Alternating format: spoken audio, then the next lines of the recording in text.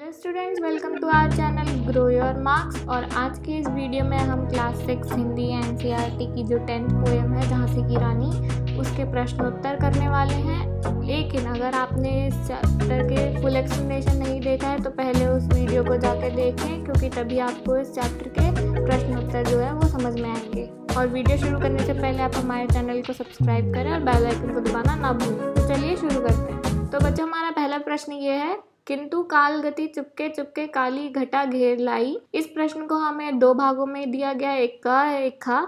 तो अपन का वाला पढ़ते हैं। इस पंक्ति में किस घटना की ओर संकेत है? इस प्रश्न का कहने का मतलब है, किंतु काल गति चुपके चुपके काली घटा घेर लाई। इस पंक्ति में किस घटना की ओर संकेत किया जा रहा है? इस पंक्ति में हमें ये बताना है कि क्या हुआ था एग्जैक्टली। इस प्रश्न का उत्तर हम इस प्रकार लिख सकते हैं, किंतु काल गति चुपके चुपके काली घटा घेर लाई। इस पंक्ति में राजा जी की मृत्यु हो जाती है, इस घटना की ओर संकेत किया गया है। तो बच्चों, बढ़ते अपने खा भाग की ओर। काली घटा घिरने की बात क्यों कही गई है, ये बताना है कि कवियत्री इस पंक्ति में काली घटा घिरने की बात क्यों करती हैं। इस प्रश्न का उत्तर हम इस प्रकार लिख सकते हैं, जब राजा जी की अचानक से मृत्यु हो जाती है और रानी विधवा हो जाती है तो उनकी खुशियों में ग्रहण लग जाता है। उनकी खुशी छोड़कर उनके पास बहुत सारे गम आ जाते हैं, बहुत सारे दुख आ जाते हैं।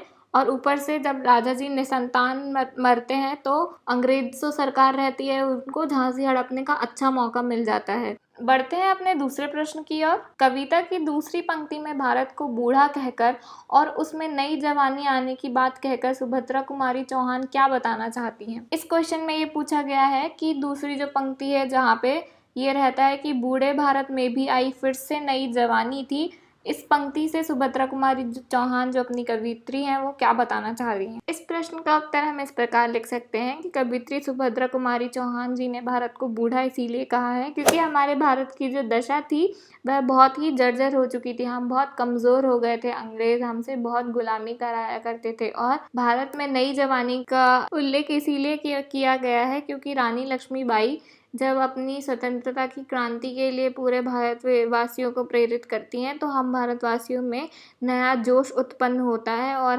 हमारे अंदर संघर्ष करने की शक्ति आ जाती है और हम स्वतंत्रता पाने के लिए प्रयास करते हैं। तो चलिए बच्चों, बढ़ते हैं अपने तीसरे प्रश्न की ओर। झांसी की रानी के जीवन की कहानी अपने शब्दों में लिखें और यह भी बताओ कि उनका बचपन तुम्हारे बचपन से कैसे अलग था।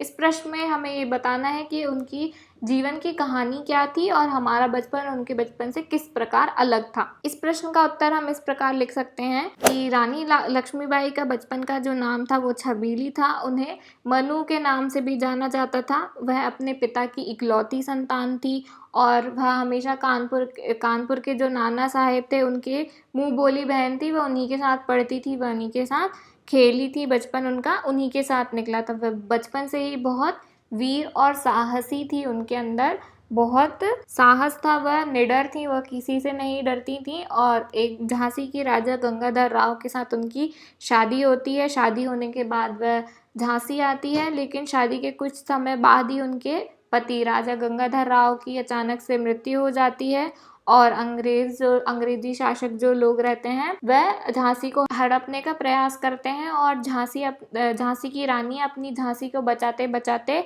अपने प्राण त्याग देती हैं, उनकी मृत्यु हो जाती है। अब बताना है कि उनका बचपन हमारे बचपन से कैसे अलग था। तो उनका बचपन हमारे बचपन से इस प्रकार अलग था कि वह हमारे जैसे सामान्य खेल कूद नहीं खेला करती थी। वह अपने बचपन में हथियारों के साथ खेला करती थी।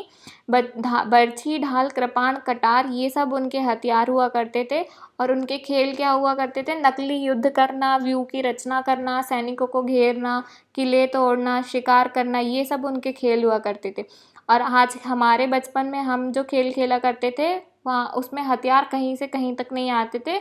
हम वीडियो गेम से खेलते हैं, कंप्यूटर से खेलते हैं, बिजली वाले खिलौनों से खेलते हैं और रिमोट कंट्रोल कार से खेलते हैं। तो इस प्रकार हमारा बचपन उनके बचपन से अलग है। बढ़ते हैं हम अपने चौथे प्रश्न की ओर। वीर महिला की इस कहानी में कौन कौन से पुरुषों के नाम आए हैं? इतिहास की कुछ अन्य वीर स्त्रियों की कहानियां खोजो। इस प्रश्न में हमसे ये पूछा गया है कि इस पूरी कविता में कौन कौन से वीर पुरुषों के नाम लिए गए हैं। इसका उत्तर हम इस प्रकार लिख सकते हैं कि इस कहानी में कई वीर पुरुषों के नाम आए हैं, जैसे नाना साहेब, तात्या टोपे, अजीमुल्ला अहमद और पेशवा बाजीराव, ठाकुर कुंवर सिंह, सैनिक अभिराम शिवाजी, इन सभी के नाम आए। तो बच्चों ये वीडियो यहीं पे खत्म होता है। आई होप आपको ये समझ में आया होगा, और आपको अगर कोई भी डाउट हो इस चैप्टर से रिलेटेड तो आप हमें कमेंट सेक्शन में ज़रूर बताएं। हमारे वीडियो को लाइक करें, चैनल को सब्सक्राइब करें और बेल आइकन को दबाना ना भूलें। धन्यवाद।